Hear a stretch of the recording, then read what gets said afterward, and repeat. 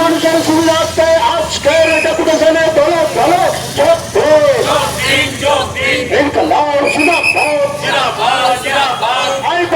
অস্থায়ী পুরকর্মীদের সময় মতো মাইনা দেওয়া থাকতে আজকের ডেপুটেশনে দলে দলে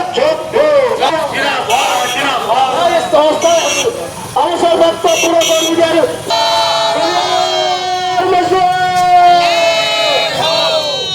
জেলা কমিটির সদস্য কমিটি অশোক ব্যানার্জি আমরা স্মারকলিপি এবং আলোচনা করব।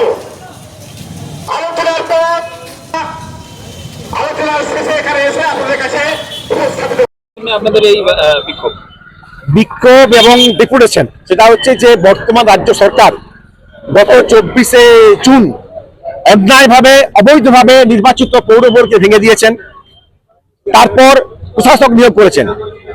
যে কারণগুলো বলেছেন রাজ্য সরকার, যে এই সময়ে রাস্তাঘাট, পানীয় জল, ডেঙ্গু ম্যালেরিয়া এবং বিভিন্ন সরকারের স্কিম কার্যকরী হচ্ছে না, তা তিনি দেখভাল করবেন। স্বাভাবিকভাবেই আমরা আজকে আমাদের পার্টির পক্ষ থেকে প্রশাসক মহাশয়ের কাছে যাচ্ছি যে এই বর্ষার সময়ে যাতে করে ওই ড্রেন বন্ধ হয়ে গেছে, ড্রেনের জল যাতে রাস্তায় না আসে, ড্রেনগুলোকে সংস্কার করে তার ড্রেনের জল ধারণ ক্ষমতা বাড়াতে হবে। এই বর্ষার সময় ডেঙ্গু ম্যালেরিয়া প্রকোপ থেকে মানুষকে রক্ষা করতে হবে। পরিষ্কার পরিচ্ছন্নতা বাঁকুড়া শহর এখন একেবারে ভেঙে পড়েছে, আপনারা দেখতে পাবেন। সেগুলোকে পুনরুদ্ধার করা, সেগুলোকে মেরামত করা, সেগুলোকে পুনরায় চালু করা, সময় মতো বিশুদ্ধ পানীয় জল সেগুলো দেওয়া।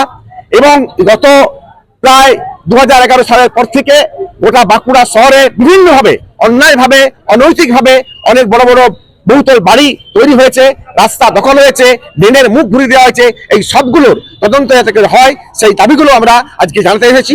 এবং সর্বোপরি হচ্ছে যে এই সরকার তা ঘোষণা করেছিলেন যে ওই অন্নপূর্ণা ভান্ডার প্রত্যেক মহিলাকে দরখাস্তকারী যারা করবেন তাদেরকে 3000 টাকা করে দেওয়া হবে এবং সময় মতো বিধবা ভাতা বার্ধক্য ভাতা দেওয়া হবে। কিন্তু আমরা লক্ষ্য করছি যে এই অন্নপূর্ণা ভান্ডারে প্রচুর গরিব মানুষ তারা বাদ কেন পড়েছেন তার কোনো ব্যাখ্যা নেই, বিধবা ভাতা বার্ধক্য ভাতা নেই।